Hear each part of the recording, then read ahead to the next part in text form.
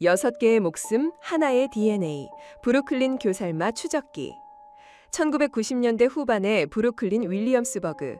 한때 활기 넘쳤던 이 거리는 절망의 그림자에 잠식되어 있었다. 녹슨 비상계단과 금이 간 건물 외벽은 도시의 상처를 고스란히 드러냈고, 어두운 골목마다 마약의 달콤한 유혹과 그로 인한 파멸의 냄새가 진동했다.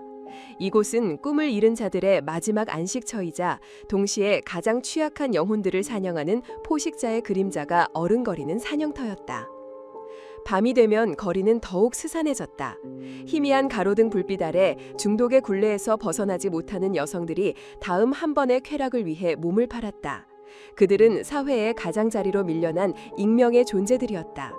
누구도 그들의 이름에 귀 기울이지 않았고 그들의 실종에 관심을 갖지 않았다. 바로 그 익명성이 도시의 어둠 속에 도사린 악마에게 완벽한 먹잇감을 제공하고 있었다. 1999년 8월 26일 윌리엄스버그의 낡은 주거용 건물 옥상에서 그 첫 번째 비명이 터져나왔다. 비명은 소리 없는 아우성이었다. 그날 아침 건물의 한 주민은 옥상에서 섬뜩한 광경을 마주했다. 젊은 여성의 시신, 허리 아래로는 아무것도 걸치지 않은 나체였고 두 손은 등 뒤로 단단히 결박되어 있었다.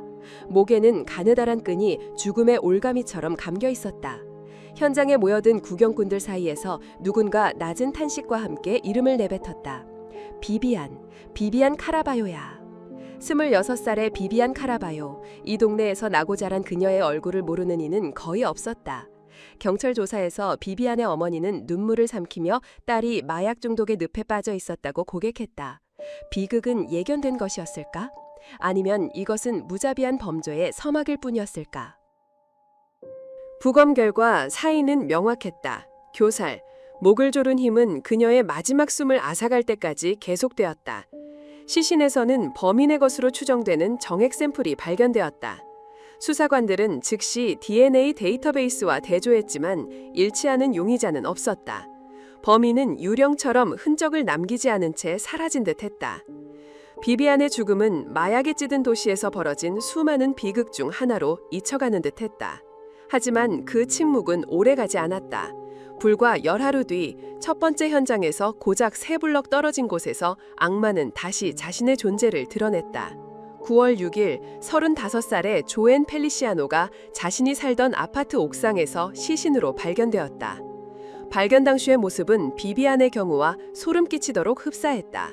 하반신은 벗겨져 있었고 목에는 끈이 감겨 있었다. 그녀의 친구들은 조앤 역시 마약에 중독되었으며 비비안과 아는 사이였다고 증언했다. 두 사람은 같은 마약상에게서 약을 구했고 약값을 벌기 위해 같은 거리에서 몸을 팔았다. 두 사건의 유사성은 우연이라기엔 너무나 기괴했다. 그리고 과학은 그 의심을 확신으로 바꾸어 놓았다. 조앤의 시신에서 채취한 DNA 샘플이 비비안의 몸에 남아있던 DNA와 완벽하게 일치했다. 두 여성을 살해한 범인은 동일 인물이었다. 브루클린의 어둠 속에서 연쇄 살인마가 활동을 시작한 것이다. 공포는 전염병처럼 번져나갔다. 9월 25일 21살의 론다 터커가 브루클린 베드퍼드 스타이베선트 지역의 공공주택 단지인 썸너하우스 아파트에서 숨진 채 발견되었다. 한 아이의 엄마였던 그녀 역시 앞선 두 희생자처럼 반나체 상태로 목이 졸려 있었다. 론다 또한 마약 중독자였고 매춘으로 생계를 이어가고 있었다. 세 번째 희생자. 수사관들은 직감적으로 범인이 같을 것이라 확신했다. 검시관이 론다의 시신에서 채취한 정액 샘플을 분석한 결과 예상은 적중했다. DNA는 비비안과 조앤의 몸에 남겨진 그것과 동일했다. 이제 사건의 윤곽이 뚜렷해졌다. 이것은 단순 살인이 아니었다. 마약에 중독된 성매매 여성을 표적으로 삼는 치밀하고 잔혹한 연쇄살인이었다. 언론은 이 보이지 않는 살인마에게 브루클린 교살마라는 별명을 붙였다. 도시 전체가 보이지 않는 공포에 휩싸이기 시작했다. 브루클린 교살마의 등장은 뉴욕 경찰을 극도의 긴장 상태로 몰아넣었다. 수사본부가 꾸려졌고 베테랑 형사들이 대거 투입되었다. 그들은 범인이 남긴 유일한 단서인 DNA를 들고 사투를 벌였다. 하지만 데이터베이스는 여전히 침묵했다. 범인은 전과 기록이 없는 인물이거나 다른 주에서 활동했을 가능성이 있었다. 수사는 원점으로 돌아갔다. 형사들은 윌리엄스버그와 베드포드 스타이베선트의 뒷골목을 샅샅이 뒤졌다. 100명이 넘는 사람들이 신문을 받았고 거리의 여성들과 마약상들이 제공하는 파편적인 정보들이 수사 보드판을 가득 메웠다. 하지만 어느 것도 결정적인 단서가 되지는 못했다. 바로 그때 네 번째 희생자가 발생하며 수사는 더욱 깊은 미궁 속으로 빠져들었다. 10월 4일 34살의 카트리나 마일스가 마시하우스 주택단지 내 자신의 아파트에서 시신으로 발견되었다. 그녀는 시 공무원으로 일했지만 불행히도 마약 중독의 길로 빠져든 여성이었다. 발견 당시 나체 상태였고 목에는 밧줄이 감겨 있었다. 범행 수법은 이전 사건들과 매우 유사했다. 하지만 결정적인 차이점이 있었다. 카트리나의 시신에서는 범인의 DNA가 검출되지 않았다. 3명의 희생자를 하나로 묶어주었던 유일하고도 강력한 증거가 사라진 것이다. 수사팀은 혼란에 빠졌다. 이것이 교살마의 소행인가? 아니면 그의 수법을 모방한 또 다른 범죄인가? 형사들은 밧줄을 묶은 매듭 방식이 이전 사건들과 유사하다는 점에 주목하며 동일범의 소행일 가능성에 무게를 두었지만 확신할 수는 없었다.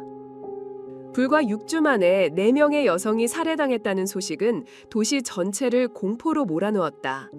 대중의 관심이 집중되면서 한 다큐멘터리 제작팀이 브루클린 교살마 사건을 해결하는 수사팀의 과정을 밀착 취재하기 시작했다. 카메라의 존재는 형사들에게 엄청난 압박감으로 작용했다. 그들은 또 다른 희생자가 나오기 전에 반드시 범인을 잡아야만 했다. 수사팀은 FBI 행동과학부의 도움을 요청해 범죄자 프로파일링을 의뢰했다. 프로파일러들은 범인이 이 지역에 익숙하고 사회적으로 고립되었으며 여성에 대한 깊은 증오심을 가진 인물일 가능성이 높다고 분석했다. 그는 자신의 무력함을 가장 취약한 계층을 공격함으로써 해소하고 있다는 것이었다. 하지만 프로파일링은 수사의 방향을 제시할 뿐 범인의 얼굴을 특정해주지는 못했다. 겨울이 지나고 2000년의 봄이 다가오는 동안 교살마는 다시 어둠 속으로 자취를 감춘 듯했다. 길고 긴 침묵은 2000년 2월 차가운 강바람과 함께 깨졌다. 44살의 로라 너서의 시신이 윌리엄스버그 다리 아래에서 발견되었다.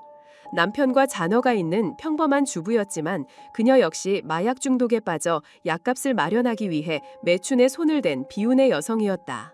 그리고 넉 달 뒤인 6월 48살의 퍼트리샤 설리번이 나체 상태로 발견되었다. 5아이의 엄마이자 아이들에게 음악을 가르치던 보조 교사였던 그녀의 목에는 신발끈이 단단히 감겨 있었다. 그녀 역시 마약 중독자였다. 검시관은 퍼트리샤의 사인이 교살임에 확인했다.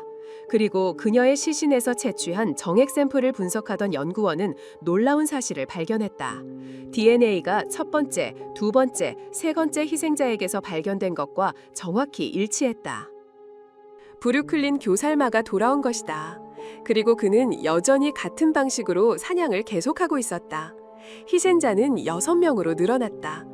수사팀은 절망적인 상황 속에서도 희망의 끈을 놓지 않았다. 그리고 마침내 어둠 속에서 희미한 빗줄기가 새어나오기 시작했다. 수사관들은 마약 중독자들을 상대로 탐문 수사를 벌이던 중 로이드라는 이름의 노숙자를 만나게 되었다. 그는 유력한 용의선상에 올랐지만 DNA 대조 결과 불일치로 판명되어 용의선상에서 제외되었다. 하지만 풀려나기 전 로이드는 수사에 결정적인 전환점을 가져올 정보를 털어놓았다. 2000년 7월 로이드는 형사들에게 이렇게 말했다. 같이 약하던 친구놈 중에 빈센트 존슨이라는 놈이 있어요. 그 놈이 언젠가 술에 취해서 자기가 성매매 여자들한테 폭력 쓰는 걸 좋아한다고 심지어 한 명 목 졸라봤다고 자랑처럼 떠들더군요. 빈센트 존슨, 마침내 범인의 이름이 수면 위로 떠올랐다. 31살의 빈센트 존슨. 그의 범죄 기록은 절도, 무단침입, 마약 소지 등 대부분 경범죄로 채워져 있었다. 그는 브롱크스에 살며 건설 노동자로 일했던 평범한 남성이었다. 그의 전 여자친구는 두 사람이 마약을 시작하면서부터 평범했던 삶이 걷잡을 수 없이 망가졌다고 증언했다. 결국 그들은 헤어졌고 존슨은 직장을 잃고 노숙자로 전락했다. 그의 거처는 윌리엄스버그 다리 밑이었다. 경찰은 그가 성매매 여성들에게 자주 접근해 성관계를 가졌다는 사실을 파악했다. 모든 정황이 그를 가리키고 있었다. 경찰은 즉시 빈센트 존슨에 대한 추적에 나섰고 마침내 그를 포위하여 체포했다. 경찰서로 이송되는 과정에서 그는 자신이 결핵에 걸렸다며 주차장 바닥에 계속해서 기침을 하고 침을 뱉었다. 그것은 패배자의 발악처럼 보였다. 신문실에 앉은 존슨은 입을 굳게 닫았다. 형사들의 질문에 단답형으로 일관하며 비협조적인 태도를 보였다. 경찰이 마실 물을 권하자 그는 단호하게 거절했다. 경찰이 자신의 DNA 샘플을 확보하려 한다는 것을 눈치챈 듯했다. DNA 검사 요구 역시 당연히 거부했다. 그는 생각보다 교활했다. 하지만 그는 이미 결정적인 실수를 저지른 뒤였다. 형사들은 그가 경찰서 주차장 바닥에 뱉어놓은 침을 놓치지 않고 수거했다. 그의 오만함이 스스로의 발목을 잡은 셈이었다. 2000년 8월 3일 국립과학수사연구소에서 긴급 보고가 올라왔다.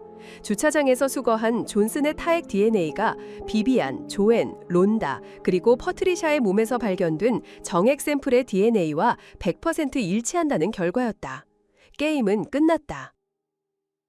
빼도 박도 못할 증거 앞에 빈센트 존슨은 마침내 입을 열었다. 그의 자백은 냉담하고 감정이 없었다.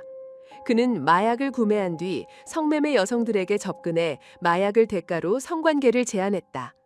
여성들이 약에 취해 무방비 상태가 되면 주변에 있는 신발끈, 케이블 타이, 전선, 심지어 희생자의 옷가지 등을 이용해 목을 졸라 살해했다. 그는 자신의 끔찍한 범죄를 어릴 적 어머니에게 당한 학대 탓으로 돌리려 했다. 하지만 수사관들의 눈에 그것은 자신의 죄를 회피하려는 비겁한 변명에 불과했다. 그의 내면에는 그저 여섬을 향한 깊은 증오와 파괴적인 충동만이 자리하고 있었다.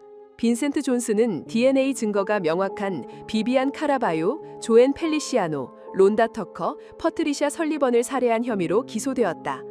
그는 사형을 피하기 위해 검찰과 유죄 협상에 동의했고 1급 살인 1건과 2급 살인 5건에 대해 유죄를 인정했다.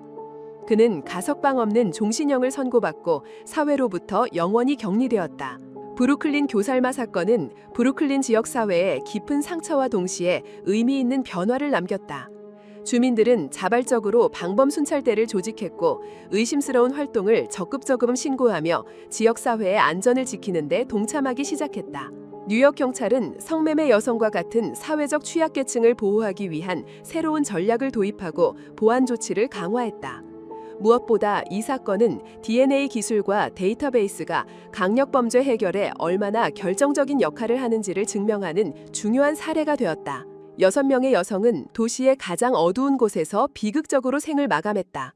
사회는 그들을 외면했지만 그들의 죽음은 역설적으로 공동체를 각성시키고 보이지 않는 곳에서 고통받는 이웃을 돌아보게 만드는 계기가 되었다. 브루클린의 어둠은 거쳤지만 그날의 비극이 남긴 상처와 교훈은 도시의 기억 속에 영원히 새겨졌다.